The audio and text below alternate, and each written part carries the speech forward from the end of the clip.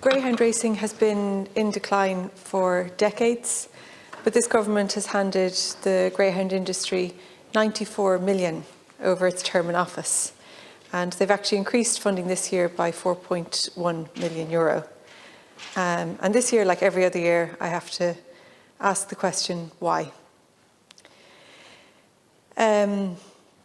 Why is the government so insistent on propping up this industry? Why is it so insistent? The greyhound racing industry is some integral part of our culture when racetracks are virtually empty around the country.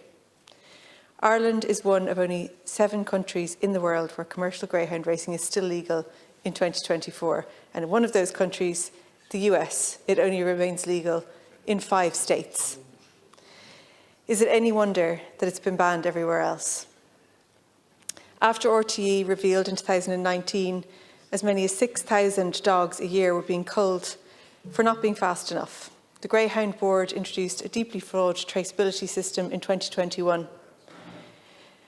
Non-coursing greyhounds are only registered on the system at 12 weeks and only if born in the Republic. No dogs born in the North are included. There is no way of knowing the extent of the overbreeding problem if we do not know how many dogs are born in a given year. Thousands of dogs have been bred and then destroyed because they didn't make the cut.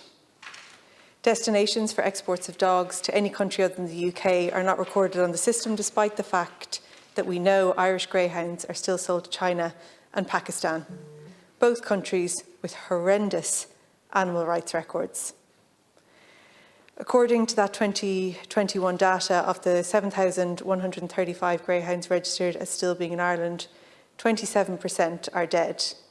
That is 1,951 dogs. More than 60% of those dogs do not have a listed reason for death. The Committee on Agriculture, Food and the Marines report on dog welfare noted there is virtually no oversight or transparency concerning canine artificial insemination, a process so dangerous for dogs it's banned in the UK. Yet somehow it is still legal here, all to facilitate the rampant overbreeding of greyhounds, which is a hallmark of the industry.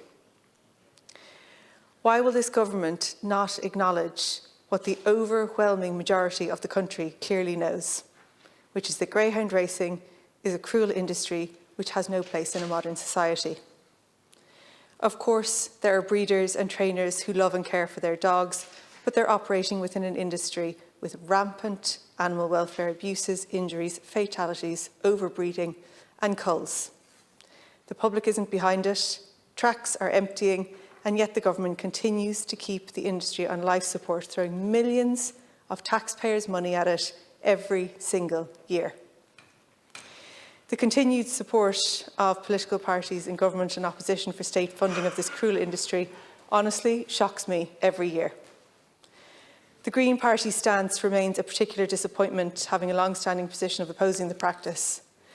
The Labour Party have tabled an amendment calling for revising of the funding model, clearly not opposing the principle of propping up the industry with public purse.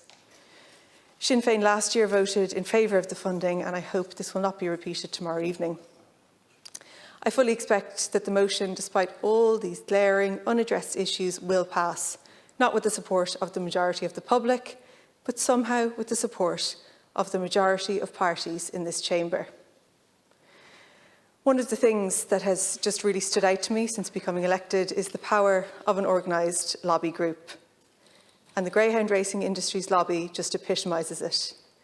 That an industry on the decline gets this level of funding, while other worthwhile causes, like disability services, like eating disorders, domestic violence services, are underfunded year after year after year.